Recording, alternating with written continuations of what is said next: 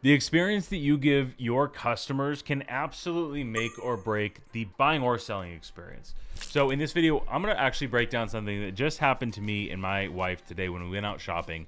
And I think it is a fantastic example of how you can make more money in your real estate business. And if you're new to the channel, my name is Christian Stubbs. I'm team leader and owner of Onyx Homes. We have sold almost $1 billion worth of real estate just in the last 5 years. And I would honestly say this one thing we're going to talk about today is one of my personal biggest reasons why we continue to grow and way outproduce the market and the teams in our area. And it's this idea of lead with value. We constantly say this from in our marketing team is we always want to lead with value. We want every single person that touches our brand, whether you're an agent watching this video, we want you to think, gosh, Christian and his team are giving so much more value. These guys are great. And if a consumer touches our brand, we want them to think, like, man, other real estate agents aren't like this. So here's the story. Is my wife and I were right here at the end of the year as I'm filming this, and we wanted to just get out of the house, take the little guy out, and go shopping. We went to a nice mall, and we stood in line for Louis Vuitton to get a wallet for my wife. And we stood in line for 45 minutes, which is absolutely ridiculous. But regardless of the point, the quality of service at a store like this, which, mind you, we've been in these stores before and had wonderful experiences. Here's the experience laid out from beginning to end. Is standing in line, which is fine. Gal comes up to us like almost a hostess, and she's got her iPhone, doesn't even look at us, and she says, "What's your name?" "Christian." "What are you here for?" I'm like, "Wallets." And she's like, "Okay, thank you." Next, and literally went in line like a robot talking to these people. And mind you, a lot of people that are coming into the store are spending maybe a good money. Maybe some people can go buy every single thing in the store and they don't care about it. But a lot of people are like, they go for the experience when you're buying a nice, expensive thing. We're talking about maybe a several $1,000 handbag or whatever. Tie this into real estate. I'm just going to walk you through my experience and walk through how most real estate agents act. So that was the first experience. Wait in line. What's your name? What are you buying? That was the very first experience. After waiting for, 30, 45 minutes in line, we finally get into the store. We take one quick lap around and we're like, okay, we know what we want to buy. We just need help. And we're waiting for a salesperson to finally come up to us. And they come up and they're just like, "Oh, Brian?" And I'm like, "No, I'm not Brian." They got my name wrong. As we've been sitting and waiting in the store for another 15 minutes. And they're like, "Oh, I'm sorry, Brian. You're not Brian. You're Christian." "Okay, Christian, this lady's going to help you." And she walks up and she says, "What can I get you?" And it's just like, "No, sorry for the wait. No, you know what? I'm so sorry you guys had to wait so long. Do you mind if can I get you some water? Can I get you some whatever?" They just said, "What do you want to buy?" Like we were in Walmart. And it turned my wife off so much. She was like, "This is what we want." Showed her a picture on the phone. She's like, "Oh, we don't have that." And she's like, "Okay, we're good." And she's like, "Oh, okay." And literally just walked away. And it's like, you just took somebody that wanted to come in and spend money, and just the experience completely ruined it. Two, don't know if she's ever going to want to buy the brand again, which is not a bad thing for me, I guess.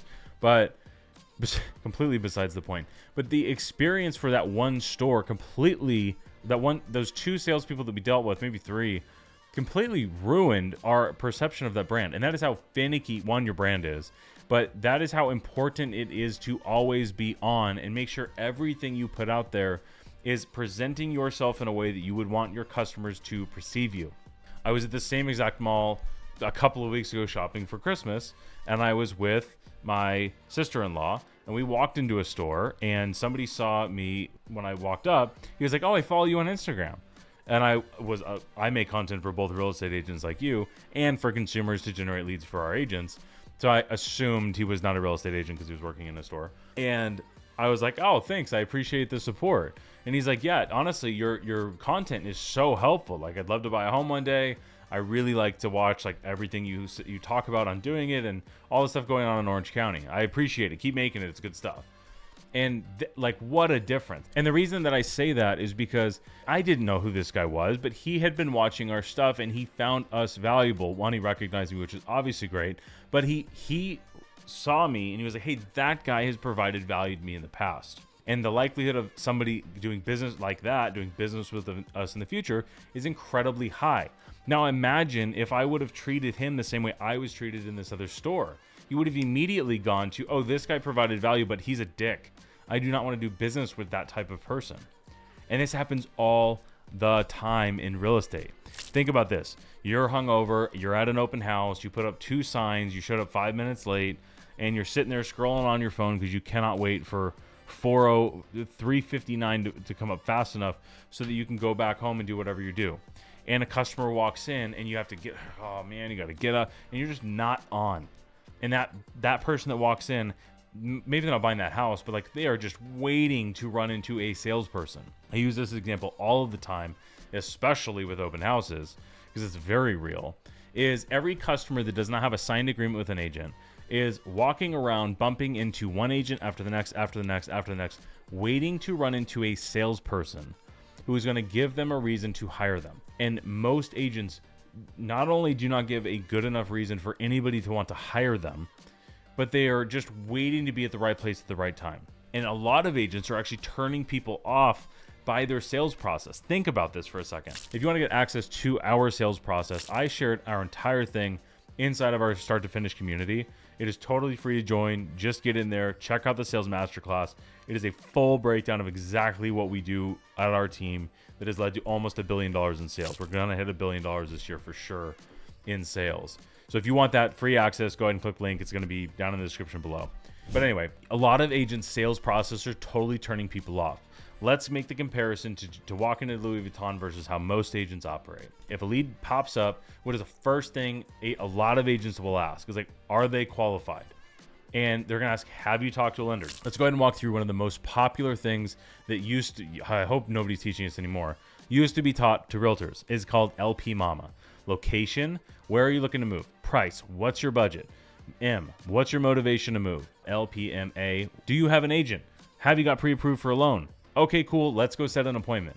So a realtor needed to go through and and ask all of these different questions prior to even finding out if they want to give value to the customer. I think it is absolutely insane, and it is why so many agents struggle at converting leads nowadays. Because here's our sales process versus most other people's sales process. If I get a property inquiry type lead, think of a Zillow or Realtor.com, or somebody hits my website and they say, hey, I want to see this house 123 Main Street today at 3 o'clock. Most agents will call that person and be like, oh, you want to see a house today at 3 o'clock? Cool. Do you have an agent? Are you pre-approved? Have you seen houses before? Do you have a signed agreement with anybody? Okay, cool. Here's my buyer broker agreement that is required. You have to sign this. That is literally how most agents are operating. Now, as opposed to this, if I get a lead, maybe you follow that sales process, or somebody you wouldn't do this because you've been watching our content, but somebody follows the process this way. And if that same person is like, I don't know, and then they inquire on my website next, or they see my content and inquire on us, we're gonna see that they want to see 123 Main Street today at 3 o'clock. We're gonna reach out and say, cool, I see you want to see this property 123 Main Street today at 3 o'clock. Are there any others you want to tour? Cool. Yeah, let's go see 2 or 3. Awesome. I'm gonna send you over a free touring agreement. No cost, no obligation. All this does is allow me to show you the house. I can show you whatever you want to see for the next 7 days. Sound good? Cool. Find 2 or 3 other properties. Ideally, we get a tour of 3 to 5 homes that fit what they're looking for. We're going to go tour those houses. And during that tour, we're going to pitch what we feel is the most valuable thing that we can offer to any customers, which we call buyer strategy session. You might call it a buyer's consultation. This is where we go through a 45-minute to a 2-hour consultation where we share all of our secrets. We walk through absolutely everything we do for our customers. So much to the point that they could just go do it on their own and not hire anybody. They probably feel confident doing that. And at the end of it, we ask, hey, based on everything you've heard from us so far, is there any reason you wouldn't want to work together? 99% of the time, the customer's like, no, Christian, oh my God, this is so helpful. Thank you so much. And then we say, hey, cool. So here's what it looks like to work together moving forward. And we present our exclusive agreement and we get that thing signed. And if you just look at that difference of experience, how much more value have we provided prior to asking for an agreement to be signed, as opposed to, hey, you want to see a house, you have to sign this thing. Zero, I mean, terrible experience, negative value. Now, if you are not convinced on lead with value yet, one, you just saying I don't want to lead with value is insane. But your actions might not be in line with leading with value. Because I get pushback from agents all the time, like, oh, you would show somebody a house without an exclusive agreement? Yeah. What do you think going on a listing presentation is? They don't sign the listing agreement before you go to the house. Why in the world would you expect a buyer to do that? Insane. I like to give the comparison of meeting with especially a buyer for the first time, like especially for a property inquiry type lead, which if you do Redfin, Zillow, Realtor.com, any of those online leads, generally they're property specific inquiries. And if you wanted to make this, I think this comparison drives it home the best. Is imagine if you were calling in to make a dinner reservation at your local nice restaurant, and you called in and you said, "Hey, I want to take a reservation for me and my wife. We want to go to dinner at 6:30." And if they said, "Okay, cool, let me check. Yeah, you know what we do? We do have that time available. I just got a few questions for you. Are you guys going to be on time?" We're like, "Yeah, sure, we're going to be on time." "Okay, cool. Are you going to order appetizers? Are you going to order drinks? Are you going to order dessert? Are you going to tip well? Are you going to be a pain in the ass? How long are you going to stay?" Imagine if making a dinner reservation, if they asked you all of those things up front to see if they wanted to waste their time with you. There is a 0% chance you would go to that restaurant, you would say F you, and you book somewhere else, which is what all of your customers are doing if you are pre-qualifying people to the moon prior to meeting with them. Now, I'm not going to tell you to meet with a crackhead in a vacant house. It's probably not an ideal situation, but I'm just, do not overqualify a lead prior to meeting them. They have absolutely no reason to work with you. Zero. Unless you have given them tons of value. This is probably the only caveat. Two caveats. One, if you have given them so much value ahead of time that they reach out to you and say, "Hey, I want to hire you. I watched all your videos. I love your stuff. Want to hire you." This can either be done through brand or through content. If you are just the dominant agent in your marketplace and they call you up and they say, "Hey, I want you to sell my house," or "I want you to represent me on the buy side," you're probably not watching these videos because you're making so much money it doesn't matter. Very, very few agents have that. On the flip side, very, very few agents will lead with enough value, will post tons and tons of videos, giving every secret away so that they're just attracting the people that want to work with them. We get these inquiries all the time with our team where a buyer will come in, they'll say, "Hey, I want to go to our house." We'll go tour them the house with a free touring agreement. Our agent will pitch the buyer strategy session. And we just had this happen last week where the customer is like, "Oh, I already watched the video.